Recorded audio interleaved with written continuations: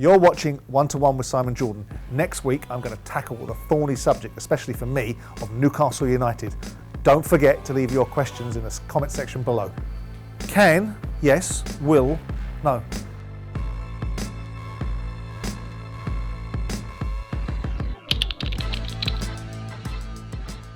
No. Why? He's a winning manager. May not have done what you think he could have done this season, but why? Who cares what he wears as long as the team wins?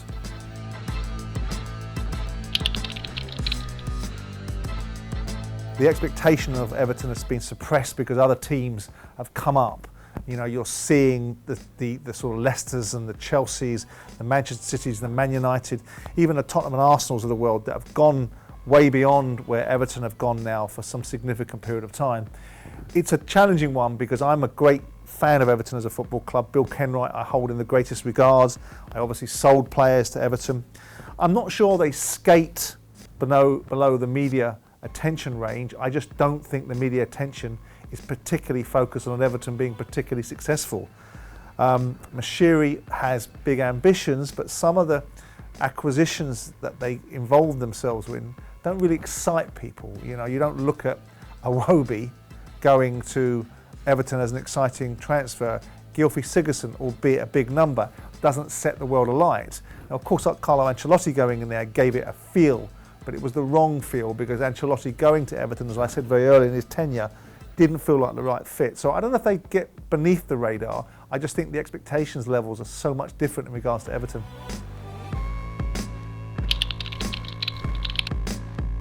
Every club will sell its best players at some point if the offer for those players is of use to the club. Now, Salah, for me, I'm not a huge admirer of him. I think he's a fabulous footballer, but there's certain things about him I don't particularly like, namely the one that he goes down like he's been shot out of platoon every time he gets in near the penalty box. But you can't argue with his goal-scoring record. So unless you're going to be able to get top money for him and then utilise that money to improve, what's the point of selling him? What's the point of changing it? If it ain't broke, you don't need to fix it. He had a good season last year. He's had seasons that have been better. But then again, the whole Liverpool team have had seasons that have been better. So my argument would be, unless Klopp wants to change Salah, and you can see clearly what he's changing him for, why would you change him?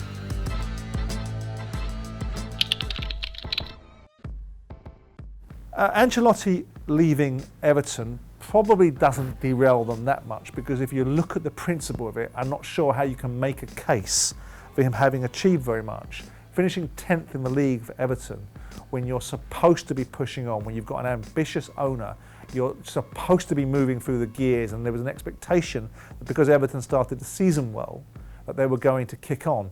I always had reservations about Ancelotti. In terms of what his motivation was for coming for Everton, not because I have any disrespect towards Everton, but it just didn't feel that Ancelotti was coming to Everton for the right reasons. I spoke to a couple of people around Europe, influential people, I'm not going to name and embarrass here because they wouldn't want me to, who felt that his appointment at Everton wasn't the right fit either. So it doesn't surprise me that he's gone. Now, superstar managers, well, they come and they go like any other manager. Everton cannot be castigated for having ambition. They cannot be castigated for taking that particular plunge and suggesting that they get a good manager, there's a possibility they'll attract good players and they'll get the very best from the resource that they've got. So I can't look at it and say, well, you shouldn't employ so-called superstar managers, because otherwise, how do you progress? So I don't think it derails with Ancelotti going, because I think he was the wrong fit, and I don't think it's wrong that Everton had a go at what they considered to be an elite manager.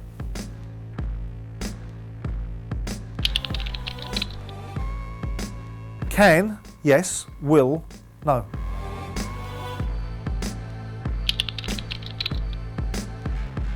Look, Virgil van Dijk, like all key players, is a fundamental and an integral part of a successful side. But you look at it and say, can they win the league if they lose their most important defender? Probably and arguably not.